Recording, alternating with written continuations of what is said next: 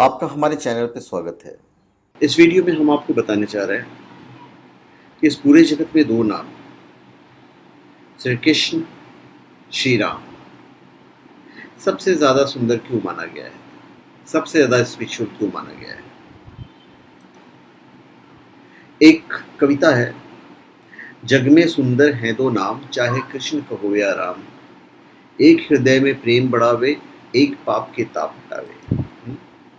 भगवान श्री राम जिन्हें मर्यादा पुरुषोत्तम भी कहा जाता है, और दूसरे भगवान श्री कृष्ण जिन्हें लीला पुरुषोत्तम कहा जाता है।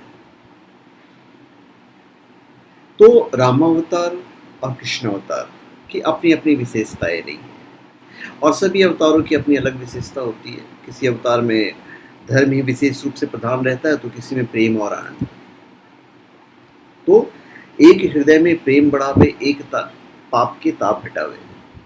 दोनों सुख के सागर हैं, दोनों ही हैं पूर्ण काल, चाहे कृष्ण कहो या राम। भगवान श्री राम का अवतार सत्य तत्व की प्रधानता वाला है, इसलिए सधर्म, सद्भाव, सद्विचार संपन्न श्री राम साक्षात धर्म की मूर्ति हैं। रामो विग्रहवान धर्म। हिंदू संस्कृति के सभी आदर्श उनके चरित्र में देखने को मिलते हैं। करेक्ट। माखन ब्रज में एक चुरावे, एक बेर सबरी घर खावे। प्रेम भाव से भरे अनोखे, दोनों के हैं काम। भगवान श्री कृष्ण का अवतार आनंद प्रधान लीला अवतार है, इसलिए श्री कृष्ण में आनंद अधिक प्रकट हुआ है। वे लोगों के प्रेम व आसक्ति को अपनी ओर अधिक खींचते हैं। उनकी लीलाएं सभी मनुष्य को सुख देने वाले हैं। मधुर प्रेम से ओत प्रोत अद्भुत लीलाओं के कारण वे जन साधारण के हृदय में लीला पुरुषोत्तम के रूप में बसे हुए हैं। कुछ लोग श्री रामचंद्र जी को 12 कलाओं वाले अवतार मानते हैं, और श्री कृष्ण को 16 कलाओं का पूर्ण अवतार माना जाता है। गीता में जगह जगह श्री कृष्ण ने अपने को पुरुषोत्तम कहकर वर्णन किया है, किंतु श्री रामचंद्र जी ने अपने ईश्वरत्व को प्रकट नहीं किया है। दोनों ही पूर्ण अवतार हैं, क्योंकि सूर्य 12 राशियों में पूर्ण है, चंद्रमा 16 कलाओं में पूर्ण माना जाता है। कविता का एक लाइन है, एक कंस पापी संहारे, एक दुष्ट रावण को मारे।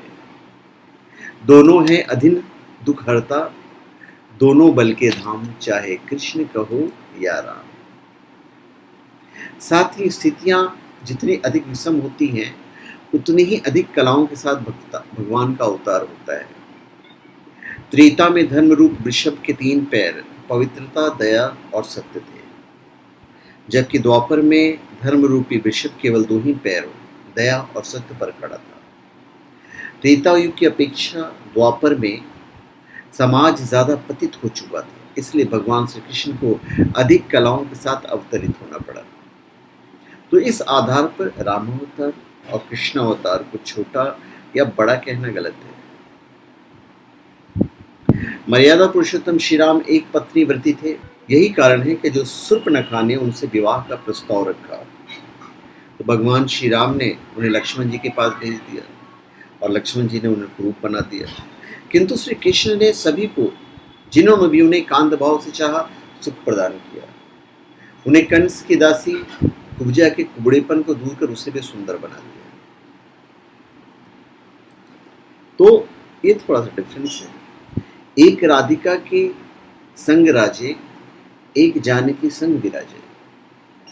चाहे राधे श्याम कहो या बोलो सीताराम, चाहे कृष्ण कहो या राम। श्री राम ने सूर्यपुत्र सुग्रीव की रक्षा की और इंद्रपुत्र बाली को मारा, किंतु श्री कृष्ण ने सूर्यपुत्र कर्ण को मारा और इंद्रपुत्र अर्जुन की रक्षा की। देखिए मैं क्या कह रहा हूं। श्री राम ने सूर्यपुत्र सुग्रीव की रक्षा की और इंद्रपुत्र बाली को मारा, किंतु श्री कृष्ण ने सूर्यपुत्र कर्ण को मारा और इंद्रपुत्र अर्जुन की रक्षा की। समझ रहे हैं ना? दोनों हैं घट घट के वासी, दोनों हैं आनंद प्रकाशी। बिंदु सदा गोविंद भजन में मिलता है विश्राम, चाहे कृष्ण कहो या राम। श्री रामचंद्र जी ने सीता के हरण और शक्ति लगने पर लक्ष्मण जी की मूर्छा के समय मोह लीला की, किंतु श्री कृष्ण ने द्वारिका लीला में 16,108 रानियां, उनके एक एक के 10-10 बेटे, असंख्य पुत्र पौत्र और यदुवंशियों का लीला एक ही दिन में संहार करवा दिया। हंसते रहे और ये सोचकर संतोष की सांस ली कि पृथ्वी का बच्चा कुछ बार भी उतर गया। कैसा ने आज तक किसी ने किया है? उन्हें किसी भी मोह शोक नहीं हुआ कहीं से भी, बल्कि उन्होंने मोहग्रस्त अर्जुन को गीता रूपी महान अमृत पिलाकर उसके मोह को नष्ट किया। श्री राम ने वाली का वध किया और श्री कृष्ण ने स्वयं को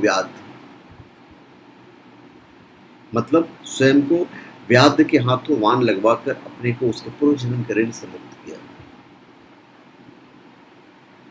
श्री राम ने घोर धर्म संकट की स्थिति में भी मर्यादा का पालन करना सिखाया, जबकि श्री कृष्ण ने सभी को अनासक्ति और समता का पाठ पढ़ाया। राक्षसियों के उद्धार का भी दोनों अवतारों में अलग ही तरीका था। रामावतार में जहाँ श्री राम ने ताड़का को एक ही वाण से मारकर मुक्ति दे दी, वहीं श्री कृष्ण ने पुतना के विस्मय स्तनों का पान कर उसे मां का दर्जा प्रदान किया और मुक्ति की। पर श्री कृष्ण और श्री राम के चरित्र में एक बात समान है, शरणागत वत्सलता। वाल्मीकि रामायण में श्री राम ने वचन दिया है, जो एक बार भी शरण में आकर मैं तुम्हारा हूं इस प्रकार कहकर मुझसे रक्षा की प्रार्थना करता है, उसे मैं समस्त प्राणियों से अभय कर देता हूं। यह मेरा स्वाभाविक व्रत है। और भगवान श्री कृष्ण का वचन क्या है गीता में? क्या करना है क्या नहीं करना है, इस विचार का त्याग करके एक मेरी शरण में आ जा, मैं तुझे समस्त पापों से मुक्त कर दूंगा, शोक मत कर। परमात्मा के दोनों अवतार कल्याणकारी हैं। जिस मनुष्य का चित्त जिस स्वरूप में रमता हो, उसी के आदर्श ग्रहण कर जीवन को सार्थक बना सकते हैं और परम शांति प्राप्त कर सकते हैं। तो जग में सुंदर है तो नाम, चाहे कृष्ण कहो या राम, बोलो राम राम राम, बोलो राम राम राम। तो धन्यवाद, आप सबका हमारे चैनल पर स्वागत है। आप हमारे चैनल पर सब्सक्राइब करें और अपने कमेंट दीजिए। धन्यवाद।